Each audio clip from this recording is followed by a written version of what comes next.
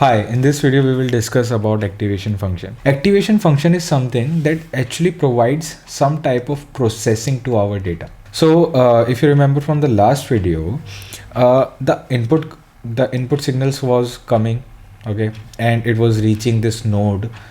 Then the output signal had to go from this neuron to the output layer or other hidden layer neuron. The processing that happens in this hidden layers neuron is what is governed by the activation function. Activation function actually processes the information.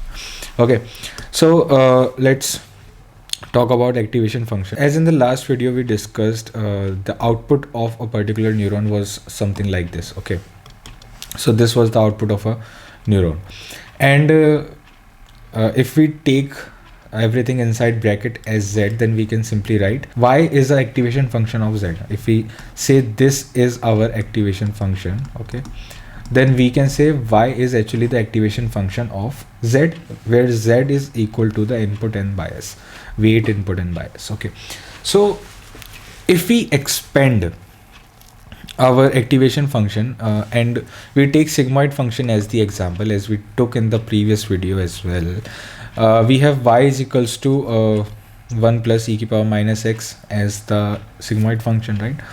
And if you put if you put z in place of x, then we get a equation something like this, where z is our input, weight and bias. Okay, so this is the complete representation of neuron as a mathematical function.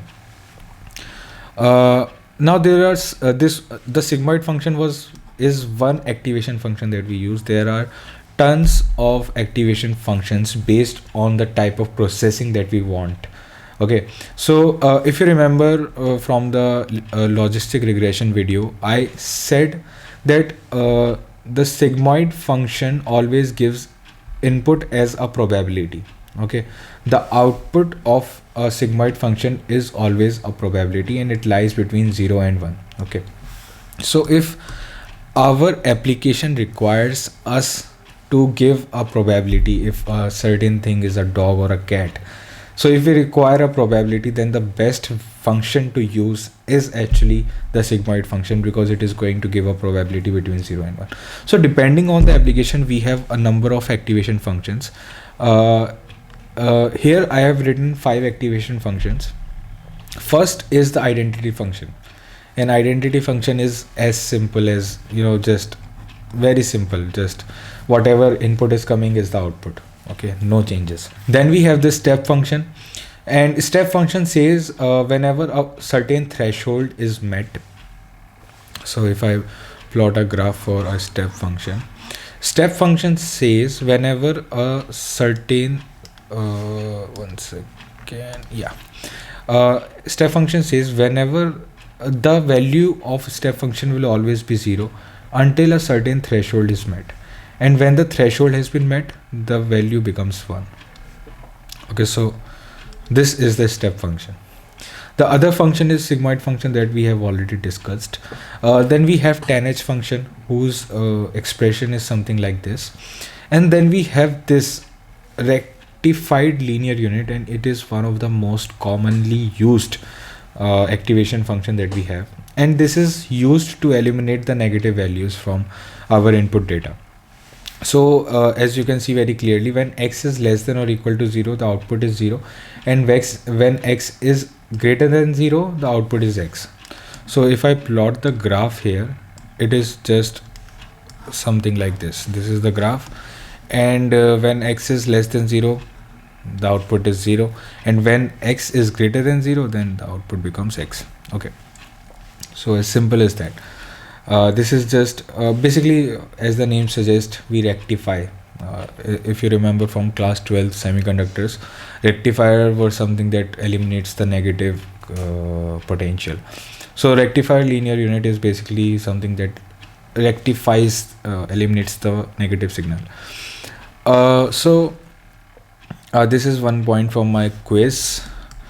A way to say this is, a neuron will generate the output only when the incoming signal reaches a threshold. Which function is actually that? Step function. Okay, so if a neuron is generating the output only when incoming signal is reaching a certain threshold, then that function is actually step function. Okay, so yeah. So this was about a number of activation functions that we use. The next thing that we will study, we will just discuss in a little brief, is why actually do we need activation functions. And actually we have already discussed this in the start of this video, but let's have another look. Okay, let's consider that we do not have any activation functions. All right, so basically we use activation function, just to remind you, to basically have some type of processing on our input data before it goes to output. You know, if you are just passing the same signal here and there, what is the point? You have to do some processing on that signal na? All right, so let's consider example where we do not have any activation function. All right, so we are having some input. These are the input values 1, 10 and 100. We have certain weight associated, we have certain bias associated. We have taken bias as 0 right now. Okay, and then we have the output. Now okay, so what will be the output right now? So y will be equal to simply w1 x1 plus b. Okay, because there is no wx, there is no 1 required. Okay, because there is no activation function, so y will directly be equal to this, and since this is 0, this will not also be there. So the output will just be 0.1 into x. So output will become something like this, 0.1, then 1, then 10. Okay, and if you plot the graph, the graph will come like this. But if we are applying certain step activation function, and we have specified the threshold as 5, and then we have the same graph, then when we have the same situation with same weight, bias and input, what happens is the z will be same. Okay, the z will be same, but when we have the activation function, the y is not actually equal to z. The y is equal to activation function of z, right? So we will pass these values of z through our step function, and the new generated values will be actually the result that we desire. All right, so the step activation function will give the signal of 1 when x is after 5. All right, yep, actually this should be x equal to 100 right now, because at x equal to 100 we are getting the signal as 1. Okay, so yeah, this was it. Okay, all right, so oh wait, this is the graph of the activation function, this is not the graph of our output. Okay, so this was correct. Now what is this? That this helps the neural network to understand various dependencies that the data might be having, which makes deep learning effective.